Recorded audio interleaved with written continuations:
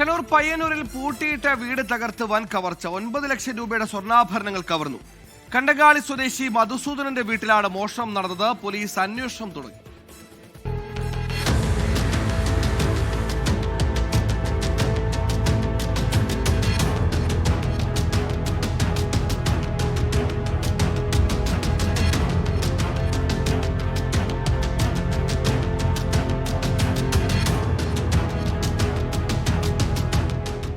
March 13-നും June 4-നും ഇടയിലുള്ള ദിവസങ്ങളിലാണ് മോഷണം നടന്നിരിക്കുന്നത്.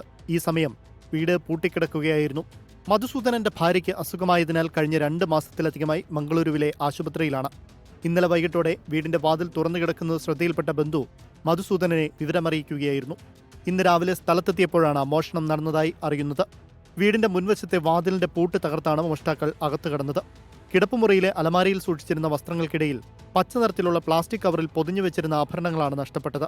കൂടാതെ മധുസൂദനന്റെ വീടിന് സമീപത്തെ വേണുവിന്റെ വീട്ടിലും കഴിഞ്ഞ ജൂൺ 2-ാം തീയതി രാത്രിയിൽ കവർച്ച നടന്നിരുന്നു.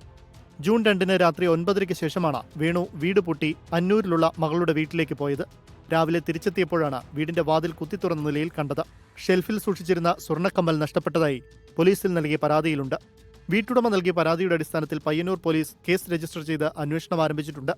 സംഭവസ്ഥലത്ത് ഡോഗ് സ്ക്വാഡും വിരലടയാള വിദഗ്ധരുമെത്തി തെളിവുകൾ ശേഖരിച്ചു. മധുസൂദനന്റെ വീട്ടിൽ നിന്നും മണം പിടിച്ച നായ വേണുവിന്റെ വീട്ടിലെത്തിയ ശേഷം കുറുങ്കടവ് റെയിൽവേ ഗേറ്റിന് സമീപത്തുവരെ എത്തി. വേണുവിന്റെ വീടിന് സമീപത്തെ വിമുക്ത പടൻ കെ രമേശന്റെ വീട്ടിൽ ആളില്ലാത്ത സമയത്ത് മാസങ്ങൾക്ക് മുമ്പ് കവർച്ച നടന്നിരുന്നു. പ്രദേശത്തെ CCTV ദൃശ്യങ്ങൾ കേന്ദ്രീകരിച്ച് പോലീസ് അന്വേഷണം നടത്തുകയാണ്. 24 കണ്ണൂർ.